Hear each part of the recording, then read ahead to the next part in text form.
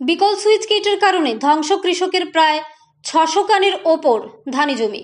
ঘটনাটি জড়িলাম RD block এলাকায়। বন্যা শেষ বেশ কয়েকদিন হয়েছে, কিন্তু বন্যার জল এখনও রয়েছে কৃষকের ধানি জমিতে। এখনও কৃষকদের ৬০০ কানি ধানি জমি জলমগ্ন, জলের তলায় পুরো মাঠ। চরিলাম আরডি ব্লকের অধীন পার্বত্য উপজাতি এলাকায় রয়েছে একটি ছড়া, যার নাম আন্দি ছড়া। কৃষকদের মঙ্গলের জন্য, কল্যাণের জন্য ১০ থেকে ১৫ বছর আগে চরিলাম ব্লকের বাথানমুড়া এলাকায় আন্দি ছড়ার ওপর নির্মিত হয়েছে একটি সুইচ গেট, যাতে করে ওই সুইচ গেটের মাধ্যমে খরার সময়ে আন্দি ছড়ার জল আটকিয়ে ফসলের মাঠে দেওয়া যায়। তাতে করে উপকৃত হবে কৃষকেরা। কিন্তু দুর্ভাগ্যজনক, নির্মাণের কিছুদিন পরেই সুইচ গেটের ৩টি ডালা পড়ে যায় আন্দি ছড়ায়। আজও পর্যন্ত সেগুলোকে ঠিক করা হয়নি, যার ফলে প্রতি বছর আন্দি ছড়ার জল এই সুইচ গেটের ৩টি ডালার কারণে প্রতিহত হয়ে নদীতে যেতে পারে না, ভাসিয়ে দেয় গোটা এলাকার কৃষিজ ফসল। বন্যা হয়েছে অনেক দিন হয়েছে, এখনো পর্যন্ত জলের তলায় কৃষকদের ৬০০ কানি ধানি জমি। কৃষকেরা এই সুইচ গেটের ৩টি ডালা ঠিক করার জন্য বহুবার Charilam RD block, RD subdivision এবং চরিলাম এগ্রি সেক্টর অফিসে গিয়ে তাদের দাবি জানিয়ে আসার পরেও আজও পর্যন্ত কোনো ধরনের হেলদোল নেই প্রশাসনের তরফে। এমনটাই অভিযোগ করেন বুধবার দিন সংবাদ প্রতিনিধিদের সামনে বাথানমুড়ার শিখরিয়া, লালসিংমুড়া, ধারিয়াতোল, লেম্বুতলির রামনগর, রংমালা এবং হেমরা এলাকার কৃষকেরা। তাদের অভিযোগ, এবছর ভাত না খেয়ে মরতে হবে তাদের, কারণ সমস্ত ধানি জমির পাশাপাশি পাতা সবজিও এখনও জলের তলায়।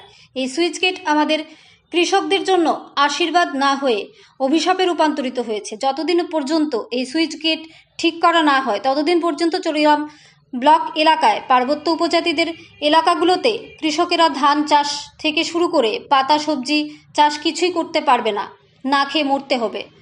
তাই এলাকার কৃষকেরা রাজ্য সরকার এবং কেন্দ্রীয় সরকারের কাছে সাহায্যের আর্জি জানিয়েছে। যদি সরকার সাহায্য না করে, তাহলে ভাত না খেয়ে মরতে হবে তাদের।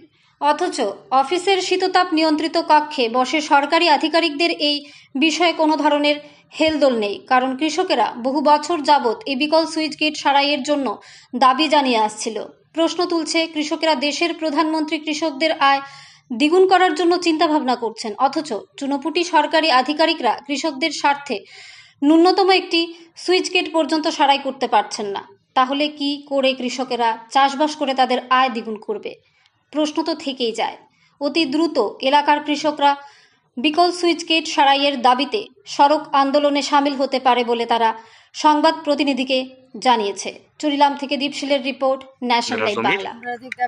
জমি জলের তলে কত মাস হয়েছে, মানে জল নামতেছে না, জমি নষ্ট হইতেছে। বাতারমোড়া পঞ্চায়েতে, লালসিংমুড়া পঞ্চায়েত, শিবির গাঁও সভা, ব্লকে, সুইচ গেটে এটা আমরা সপ্তাহ কাগজপত্র দিয়ে জমা দেওয়া হয়েছে, কিছু হয়েছে না। আমরা ভাত খাইয়ে গরিব মানুষ ভাত না খাইয়া মরতে হবে।